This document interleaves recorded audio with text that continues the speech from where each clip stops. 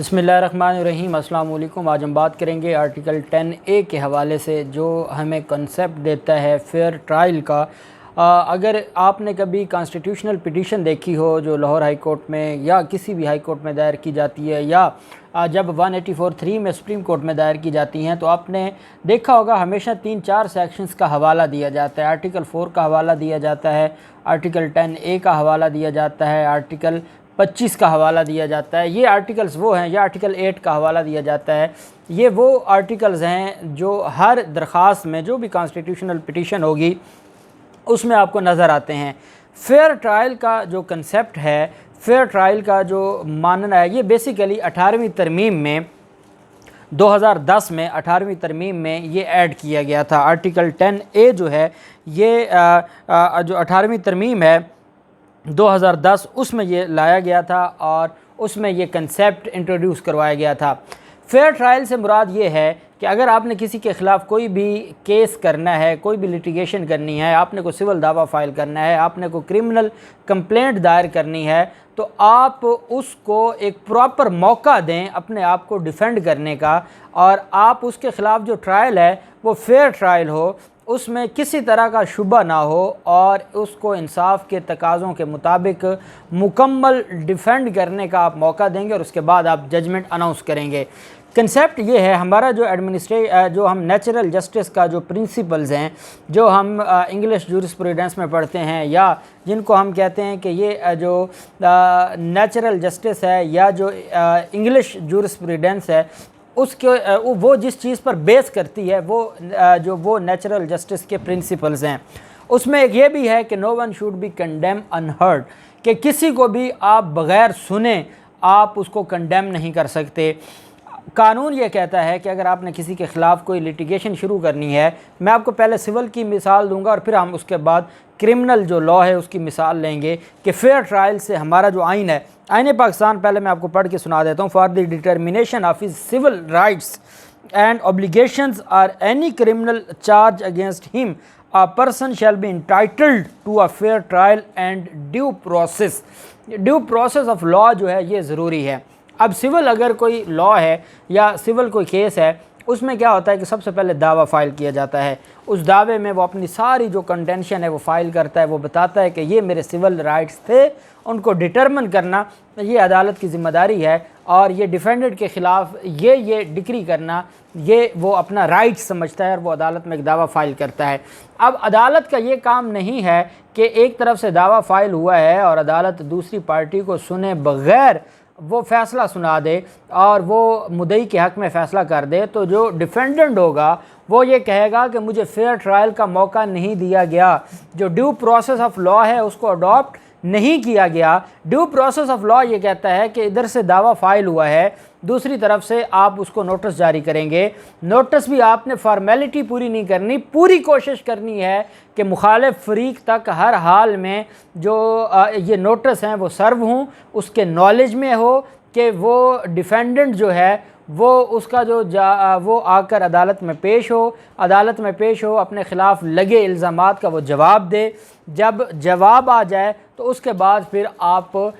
Evidence लें, दोनों फ्रीकैन से आप एविडेंस लें, और एविडेंस लेने के बाद आप डिसाइड करें। तो फिर कहा जाएगा कि ये आर्टिकल 10A के तहत फेयर ट्रायल और ड्यू प्रोसेस ऑफ लॉ को अडॉप्ट किया गया है। अगर कोई क्रिमिनल केस है तो क्रिमिनल केस में लॉ ये कहता है कि अब जो हमारा जो क्रिमिनल लॉ है,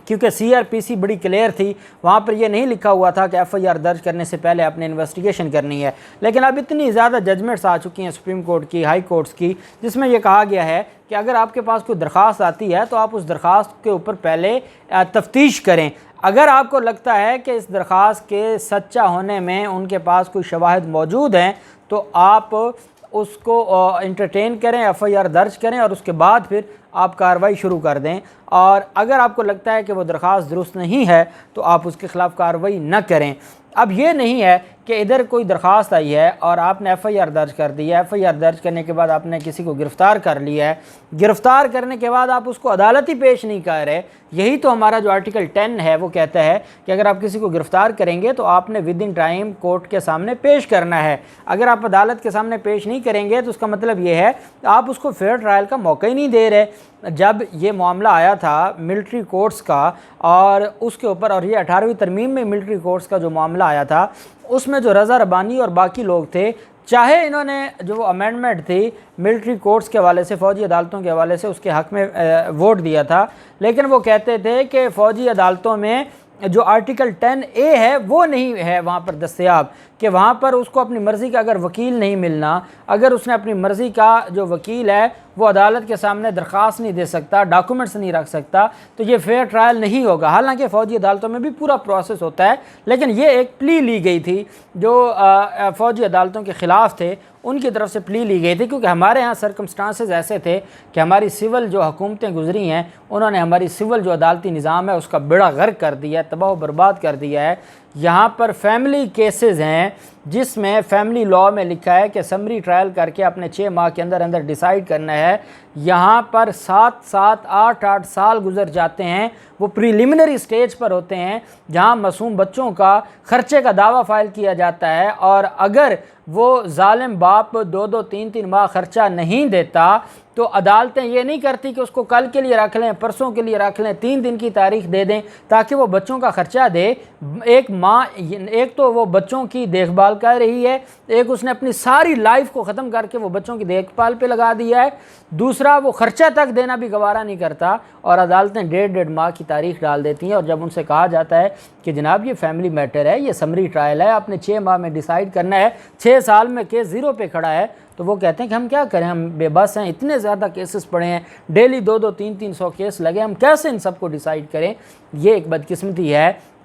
اس پر ہم کہتے ہیں کہ یہ آپ فیئر ٹرائل نہیں دے رہے۔ جب آپ کسی کا دعویٰ بغیر اس کو نوٹس کیے خارج کر دیتے ہیں یا عدم پیروی خارج ہو جاتا ہے، تو وہ کہتا ہے جناب آپ میرا کیس میرٹ کے اوپر ڈیسائیڈ کریں، ٹیکنیکلٹیز کے اوپر ڈیسائیڈ نہ کریں، مجھے فیئر ٹرائل کا موقع دیں۔ اس کی سب سے اہم مثال، کیونکہ جب بھی کوئی سروس میٹر آتا ہے، آپ کسی ملازم کو کوئی نوٹس، شو کاز نوٹس جاری کرتے ہیں، اور آپ اس کو شو کاز نوٹس جاری کرنے کے بعد انکوائری کرنا، جو پیڈا ایکٹ ہے ہمارا جو امپلائیز کو ڈیل کرتا ہے، وہ یہ کہتا ہے کہ آپ انکوائری کریں گے۔ اب اگر آپ نے کسی کو شوکاز بھی جاری نہیں کیا، آپ نے انکوائری بھی نہیں کی، آپ نے اس کو سنا بھی نہیں، اور ڈائریکٹ آپ نے سسپینڈ کر دیا ہے، جب آپ نے اس کو سسپینڈ کر دیا ہے، اتھارٹی نے سسپینڈ کر دیا کسی ملازم کو، تو وہ ہائی کورٹ میں آ کے کانسٹیٹیوشنل پٹیشن دائر کرتا ہے، اور وہ کہتا ہے جناب مجھے فیئر ٹرائل نہیں دیا گیا، ڈیو پروسیس کو اڈاپٹ نہیں کیا گیا۔ فیئر ٹرائل یہ کہتا ہے کہ مجھے نوٹس کیا جاتا، مجھے سنا جاتا، مجھ سے پوچھا تو جاتا کہ میں 2 مہینے غیر حاضر کیوں تھا، ٹھیک ہے 2 ماہ میں غیر حاضر تھا اور مجھے انہوں نے سسپینڈ کر دیا ہے، مجھ سے پوچھ تو لیتے کہ میں 2 ماہ غیر حاضر کیوں تھا، کیا میں اس ایبل بھی تھا کہ میں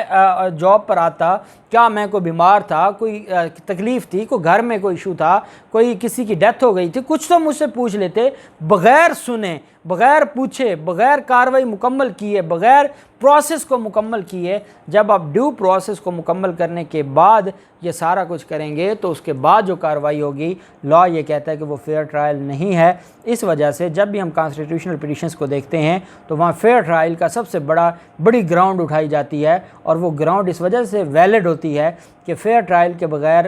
جو نظام ہے وہ نہیں چل سکتا۔ فیئر ٹرائل اور ڈیو پروسیس یہ 2 چیزیں ہیں جو مل کر ہماری سول جو جتنی بھی پروسیجرل لا ہے اس کو ڈیل کرتی ہیں، کرمنل پروسیجرل لا کو، اور باقی جو ڈپارٹمنٹل انکوائریز ہوتی ہیں ان کو بھی اسی آرٹیکل 10A کے مطابق ڈیل کیا جاتا ہے۔ تو آرٹیکل 10A فیئر ٹرائل، کسی کے خلاف سول، کرمنل یا کوئی بھی لیٹیگیشن ہے اس کو فیئر ٹرائل کا موقع، اور ڈیو پروسیس آف لا یہ اس کا فنڈامنٹل رائٹ ہے according to the constitution of Pakistan. اور اب اگر کسی کو یہ رائٹ نہیں ملتا اور اس کے بغیر اس کو ٹریٹ کیا جاتا ہے تو اس کا مطلب کیا ہوا کہ اس کا جو بنیادی حق تھا وہ اس سے چھینا گیا ہے۔ دیکھتے ہیں انشاءاللہ کل آرٹیکل 11 پر بات کریں گے۔ اللہ پاک پاکستان کا حامی و ناصر ہو۔ بہت شکریہ۔ اللہ حافظ۔ پاکستان زندہ باد۔